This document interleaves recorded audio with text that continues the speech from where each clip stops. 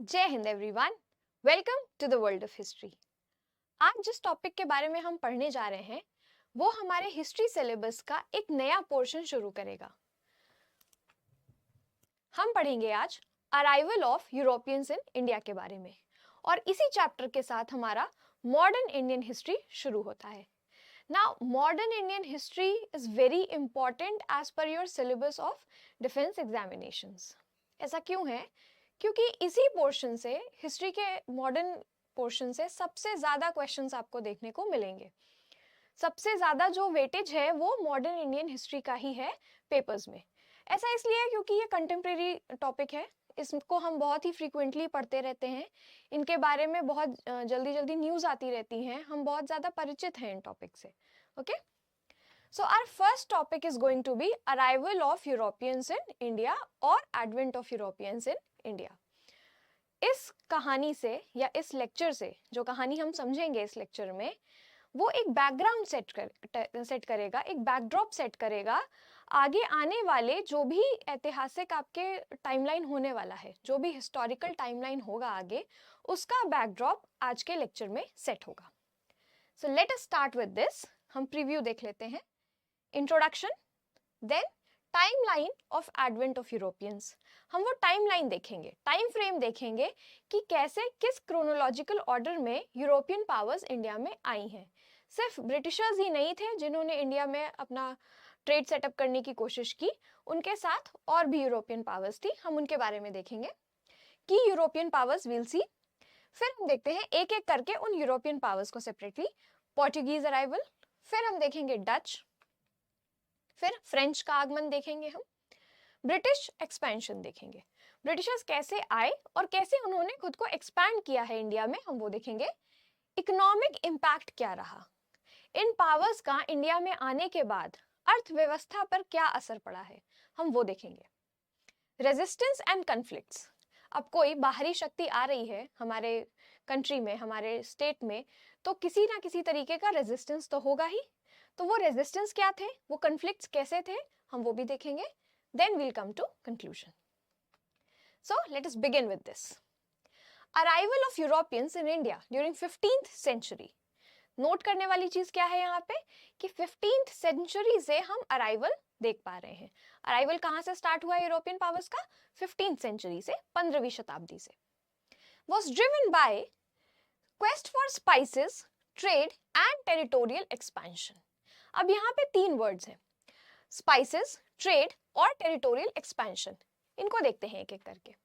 सी, Indian सब continent जो है ना, यहाँ पे स्पाइसेस का कल्टीवेशन बहुत भारी मात्रा में होता है, अभी भी होता है।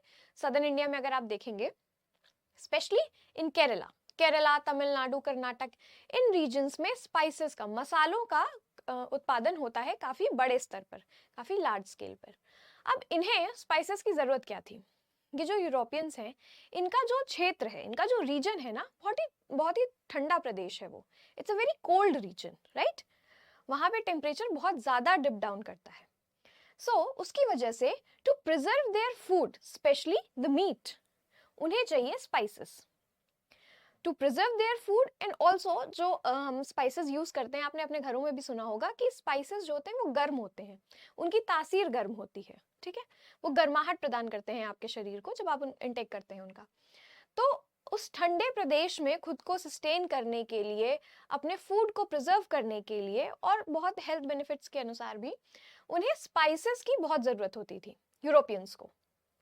Now Europeans doesn't only count for Britishers, यहाँ पे फ्रेंच भी आ गए, पोर्टुगीज भी हैं, डच भी हैं, ओके?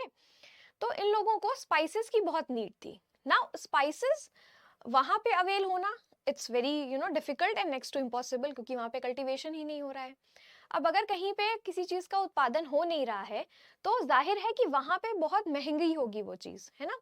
किसी चीज़ की डिमांड बहुत ज़्यादा है, सप्लाई बहुत कम है, तो कॉस्ट अपने आप ऊपर चला जाएगा।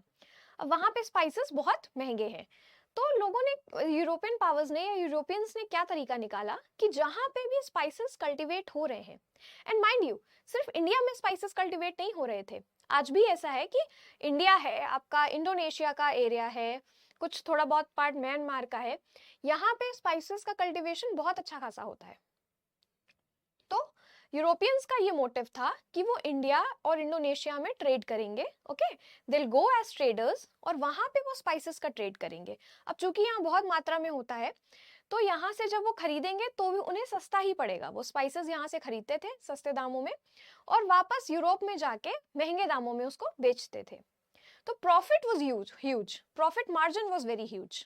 तो इस उद्देश्य से द फर्स्ट प्राइमरी ऑब्जेक्टिव जो था यूरोपियंस का इंडिया में आने का वो यही था कि वो मसालों का व्यापार करने आएंगे, okay. Trade now along with spices और भी चीजें थी जो यहाँ से ट्रेड की जा सकती थी, बहुत सारे फूड ग्रेन्स थे और भी चीजें थी जिसका ट्रेड हो सकता था यहाँ से। तो वो बेसिकली ट्रेड और स्पाइसेस में डील करने के लिए ही इंडिया में आना चाहते थे। लेटर धीरे धीरे ये जो ट्रेड वाला मोटिव था ये टेरिटोरियल एक्सपेंशन में बदलता गया। समय के साथ जैसे जैसे वो आते गए यहाँ पे और उन्होंने यहाँ की राजनीतिक व्यवस्था देखी, जब उन्होंने इंडिया में आके यहाँ की पॉलिटिकल सिचुएशन देखी कि कैसे कोई मजबूत सेंट्रल अथॉरिटी नहीं है, कैसे छोटे छोटे प्रांत आपस में ही लड़ रहे हैं और उनके अंदर यूनिटी नहीं है, तो उन्होंने सोचा व्यापार के साथ क्यों ना हम एक्सपेंशन करें अपना, हम आधिपत्य जमा सकते हैं इन पर, चूंकि इनमें कोई एकता नहीं है, कोई यूनिटी नहीं है, नेशनैलिटी की कोई भावना नहीं है इनमें, ठीक है। So hence this was the background जहां से ये अराइवल स्टार्ट हुआ है और रेस्ट इज हिस्ट्री, ओके। बाकी आपको पता है कि किस तरह से हम गुलाम रहे हैं इतने सालों तक, किस तरह का इकोनॉमिक इम्पैक्ट हुआ है, या ये कहना बेहतर होगा कि किस तरह का इकोनॉमिक डिटोरिएशन हुआ है इंडिया की इकोनॉमी का, जो हम लोग आगे देखेंगे, okay. Now this is timeline for modern history. Modern history में जो इंपॉर्टेंट इवेंट्स हुए हैं उसकी ये टाइमलाइन है। आप चाहें तो इसका स्क्रीनशॉट ले लें and I try to just fix insert this picture in your notes as well, ताकि आपको बाद में पढ़ने में आसान हो, but as of now you can take screenshot of this picture. हम यहाँ पे arrival of East India Company से देख रहे हैं 1600 से लेके 1813 तक, और ये मॉडर्न इंडियन हिस्ट्री जो है ना ये ब्रिटिशर्स के पॉइंट ऑफ व्यू से है, ये जो टाइमलाइन है ये ब्रिटिशर्स के पॉइंट ऑफ व्यू से है, क्योंकि हमारे सिलेबस के लिए भी और हमारी जानकारी के लिए भी ब्रिटिशर्स का जो समय काल है वो हमारे लिए सबसे इंपॉर्टेंट है, उन्होंने ही हमारे ऊपर रूल किया है। Despite all other European powers who tried to come to India for trade and territorial expansion, Britishers were the only power who could sustain over here and rule over India. Hence, हम ये जो timeline है ये Britishers के purview से है, Britishers के perspective से ये टाइमलाइन है। ईस्ट इंडिया कंपनी का एस्टैब्लिशमेंट हम देखते हैं एज अ ट्रेडिंग कंपनी। ये कंपनी जो है ईस्ट इंडिया कंपनी, ये as a trading company Bharat में आती है और अपनी एक छोटी सी फैक्ट्री सेटअप करती है सूरत में, गुजरात, ओके। कब? 1600s में। एंड धीरे धीरे ये चीजें बढ़ती जाती हैं, okay. Slowly and steadily the events take place one after the other. दो बहुत इंपॉर्टेंट बैटल्स होती हैं, battle of Plassey and battle of Buxar.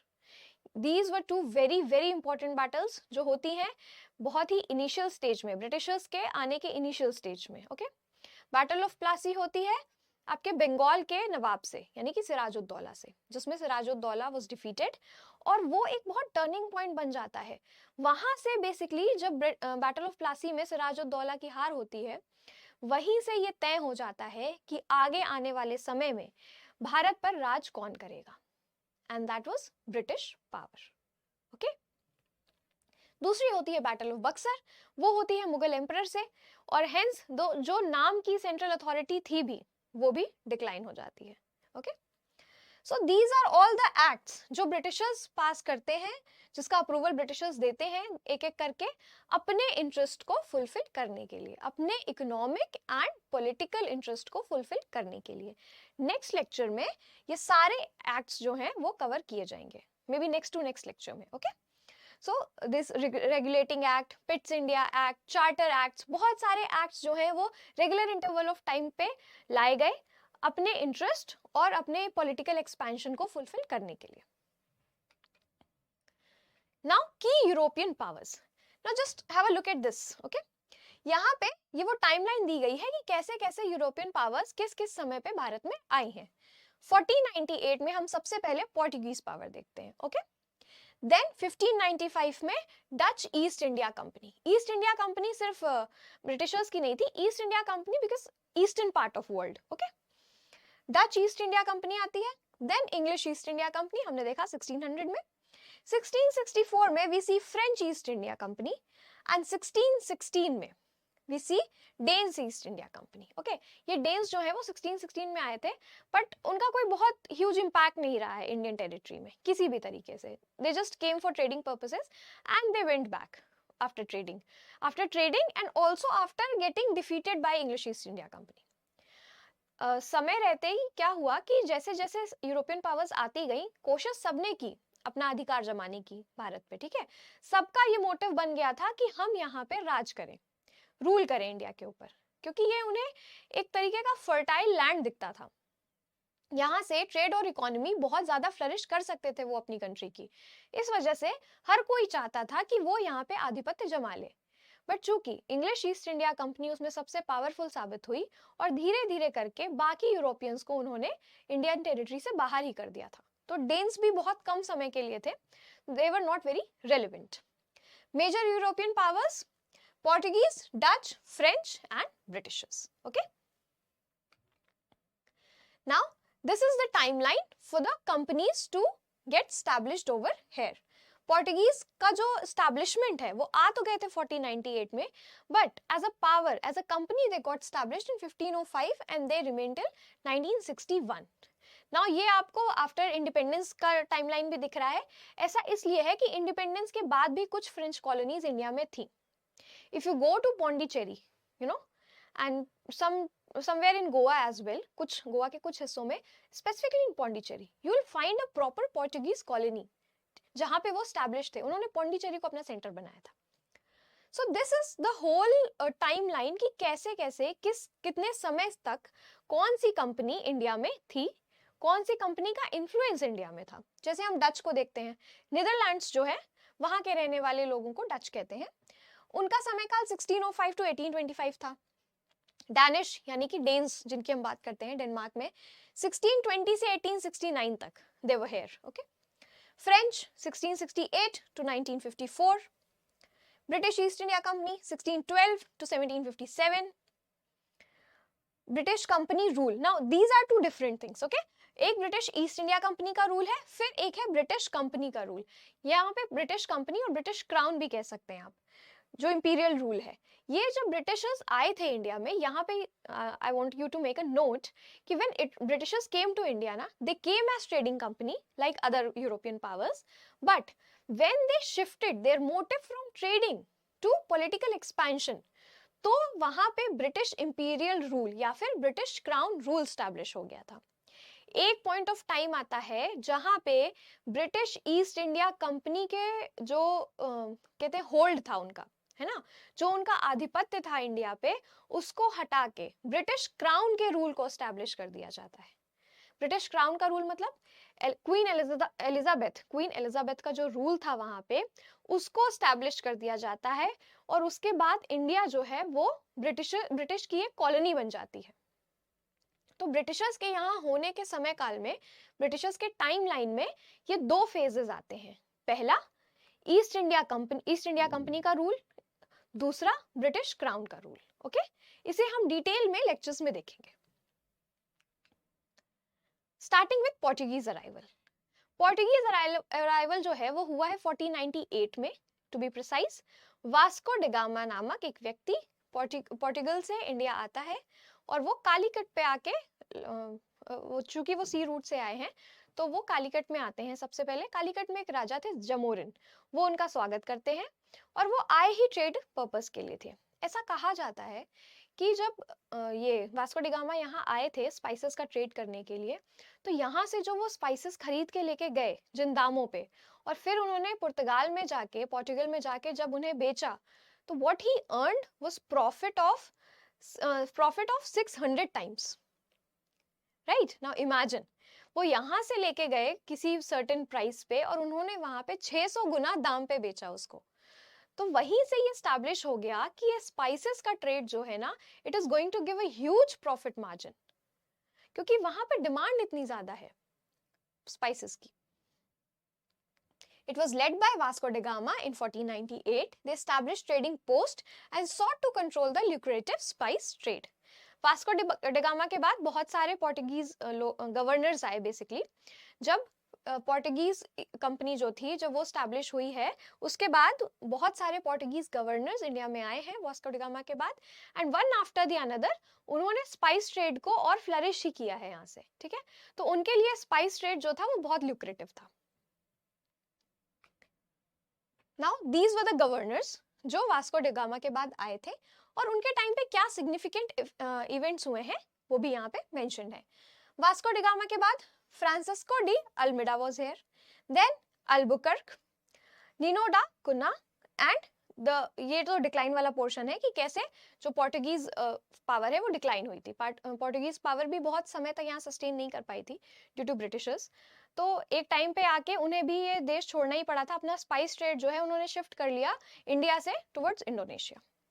18th century में बेसिकली 18th सेंचुरी आते आते they had to leave this subcontinent, and the various governors जो भी आते गए हैं एक के बाद एक, उन्होंने सर्टेन चेंजेस किए हैं अपनी पॉलिसीज में इंडिया को लेके, और हर चेंज ने उनको बेनिफिट ही किया है इन सम और the other way. And not only trade, not only spice trade, they tried their very best to establish control over Indian subcontinent like Britishers की तरह ही उन्होंने बहुत कोशिश की थी कि वो भी अपना एक ट्रेड स्टैब्लिश कर ले इंडिया पे, ताकि उनका ये जो ल्यूक्रेटिव स्पाइस ट्रेड है, कहीं पे उन्हें सोने की खान दिख रही है अगर, तो कोई क्यों छोड़ना चाहेगा, है ना। तो उनको भी यही मोटिव था उनका भी कि हम यहाँ पे कंट्रोल स्टैब्लिश कर लेते हैं and then we can continue with our spice trade for long period of time, but ऐसा हुआ नहीं।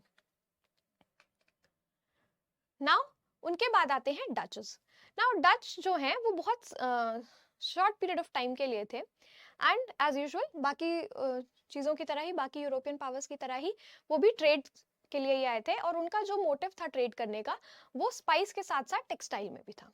You know they wanted to trade in textiles as well, and the company was established in 1602। 1602 में ये company की स्थापना होती है। Dutch यहाँ आते हैं और उनका ट्रेड का मोटिव कहाँ था? स्पाइस में और टेक्सटाइल्स में। They aim to monopolise spice trade.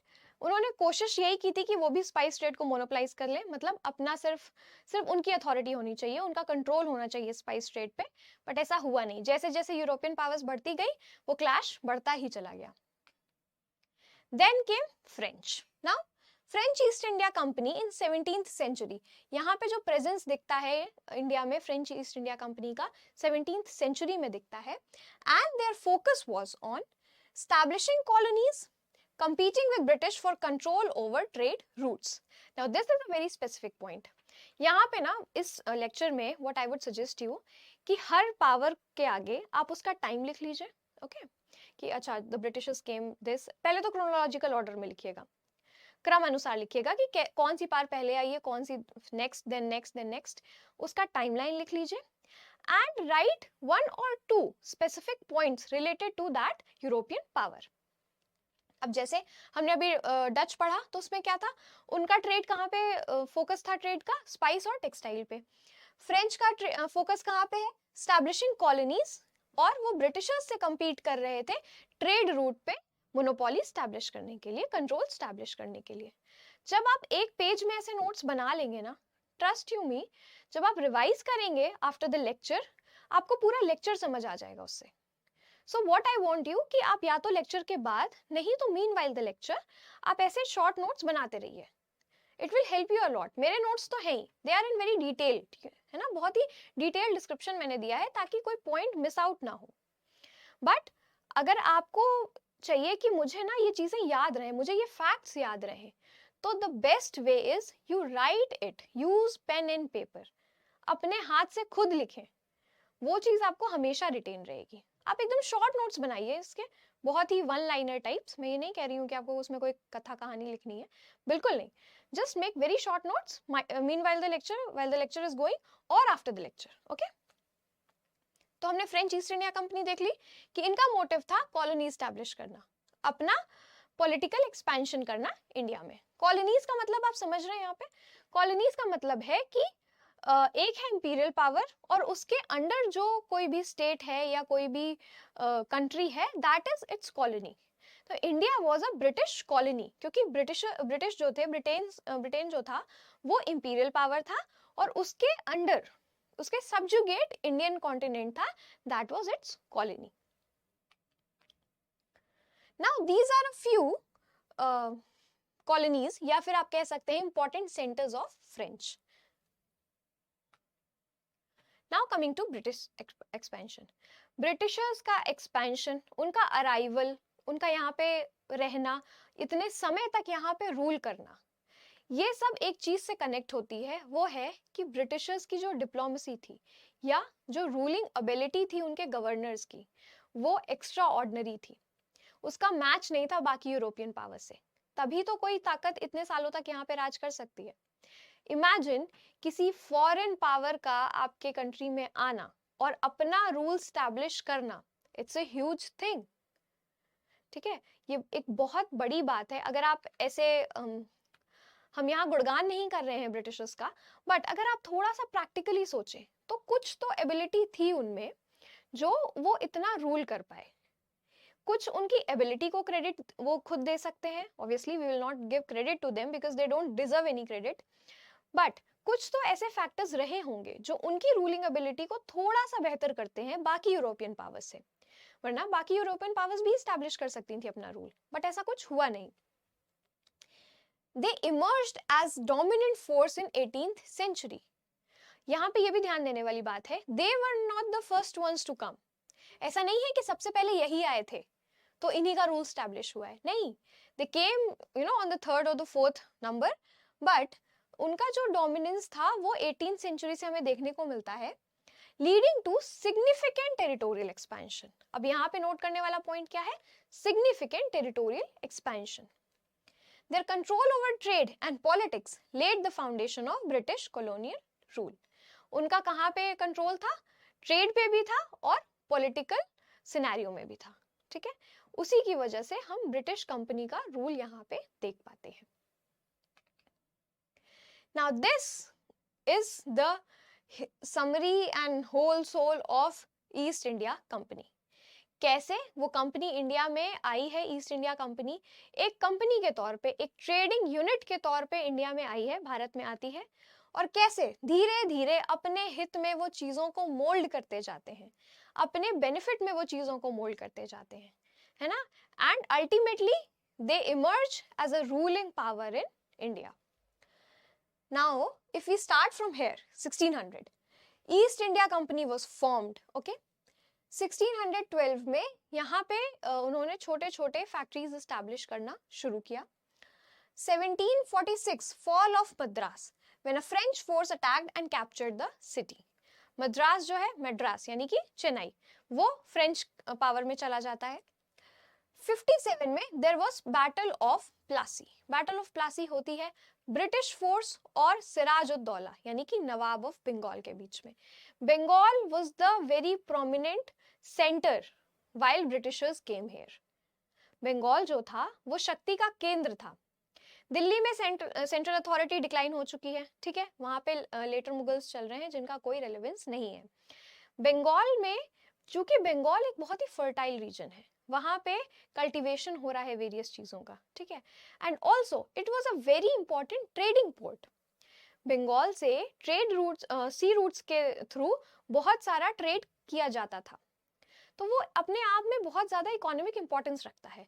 इसीलिए बंगाल को कैप्चर करना, बंगाल पर कंट्रोल स्टैब्लिश करना ब्रिटिशर्स का सबसे पहला मोटिव बन जाता है. वो बंगाल को सबसे पहले अपने अधीन करना चाहते थे. वो नवाब ऑफ बंगाल से एक बैटल लड़ते हैं, battle of Plassey, where nawab of Bengal was defeated. Okay, and hence Bengal moves into authority of Britishers completely. After that, 1765, Mughal Emperor Shah Alam granted Diwani of Bengal. 1765 में जो मुगल एम्परर था उससे उन्हें बंगाल के रेवेन्यू राइट्स मिल जाते हैं. दीवानीज revenue rights. Okay, revenue rights मिल जाते हैं बंगाल के, किससे? मुगल एम्परर से. और वो रेवेन्यू राइट्स मिलने का मतलब है कि अब ब्रिटिश कंपनी जो है वो बंगाल के सारा रेवेन्यू कलेक्ट करेगी. ओके, बंगाल का होल सोल इंचार्ज रेवेन्यू का ब्रिटिश कंपनी बन जाती है, जो उनके लिए बहुत बड़ी इकोनॉमिक जीत की तरह स्थापित होती है. ठीक है, देन पहला एंग्लो मैसूर वॉर होता है, सेकेंड एंग्लो मैसूर वॉर होता है. फोर्थ एंग्लो मैसूर वॉर होता है, एंड ऐसे करते करते करते करते हम पहुंच जाते हैं 1857 में, जहां पे होता है द ग्रेट रिबेलियन और the first war of independence, जो हमारे नेक्स्ट लेक्चर का टॉपिक है, फर्स्ट वॉर ऑफ इंडिपेंडेंस और रिवोल्ट ऑफ 1857। जैसे जैसे ये इवेंट्स हो रहे हैं, ठीक है, एक के बाद एक, तो उससे डोमिनेंस जो है वो ब्रिटिश ईस्ट इंडिया कंपनी का स्टैब्लिश होता जा रहा है यहाँ पे। Until 1857 British East India company का ही होलसेल डोमिनेंस यहाँ पे रहा है। अभी तक 1857 तक ब्रिटिश अथॉरिटी ने, यानी कि ब्रिटिश क्राउन ने इंटरफेरेंस नहीं किया है यहाँ पे, ठीक है।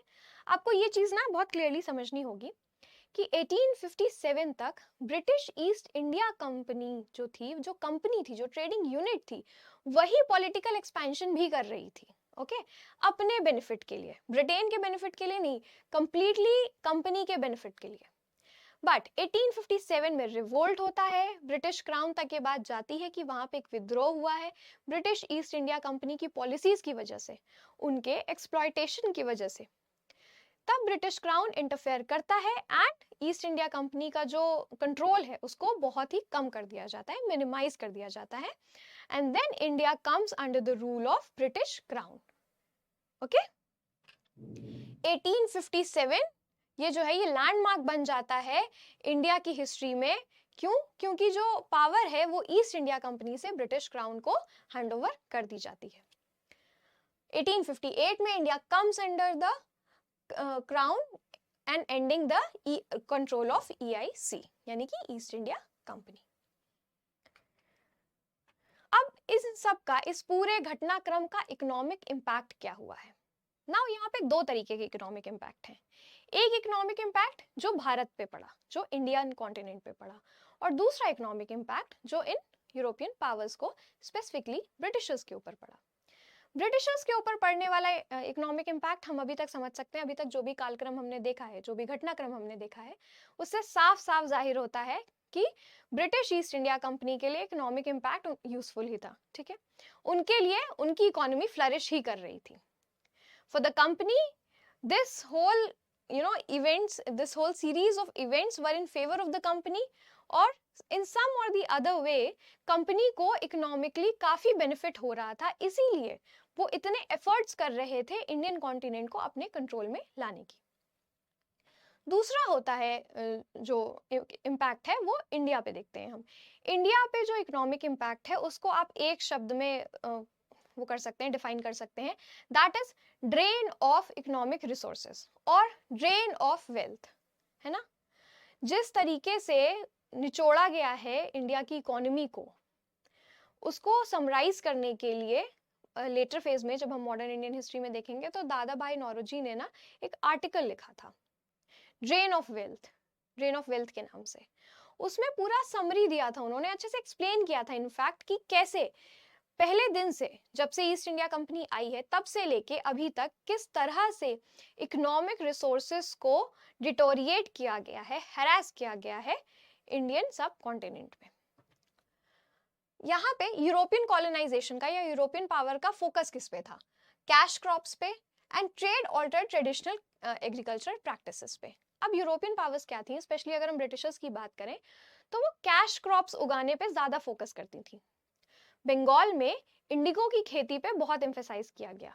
इंडिगो मतलब नील, अब इसका होता क्या था, इंडिगो यहाँ से ब्रिटेन जाता था। चूंकि ब्रिटेन में इंडस्ट्रियल रिवोल्यूशन आ चुका था, वहां पे मशीन्स आ चुकी थी, तो अब उन मशीन्स के थ्रू कपड़े बनते थे, टेक्सटाइल बनते थे। उनको डाई करने के लिए, कलर देने के लिए इंडिगो जो है वो इंडिया में उगाया जाता था और इंडिया से लेके जाया जाता था ब्रिटेन में। अब इंडिया में जो इंडिगो पीजेंट्स थे, जो इंडिगो उगाने वाले जो आपके वो थे किसान थे, उनसे बहुत ही कम दामों पे खरीद ली जाती थी इंडिगो। ब्रिटेन में जाके उसको बेचा जाता था और कपड़ों को डाई करके उन्हीं कपड़ों को बहुत ही महंगे दामों में वापस इंडिया में लेके आया जाता था, वापस इंडिया में बेचा जाता था। अब इससे दो चीजें हुई। पहली बात तो इंडिगो उगाने की वजह से जो ट्रेडिशनल एग्रीकल्चर होता था, यानी कि जो हमारे फूड ग्रेन्स होते थे, गेहूं, चावल, दाल एंड वेरियस अदर क्रॉप्स, उनका कल्टीवेशन कम हो गया। क्यों? क्योंकि जो ब्रिटिशर्स थे वो हेवी टैक्स लेते थे किसानों से, अब हेवी टैक्स देना है तो कैसे होगा? कैश क्रॉप उगाते थे किसान, ठीक है, ताकि उनको बेच के वो टैक्स पे कर सकें। ट्रेडिशनल चीजें खरीदते, ट्रेडिशनल चीजें उगाते, ट्रेडिशनल फूड ग्रेन्स उगाते, तो उनको उस कीमत पे बेचा ही नहीं जा सकता था कि वो टैक्स पे कर सकें।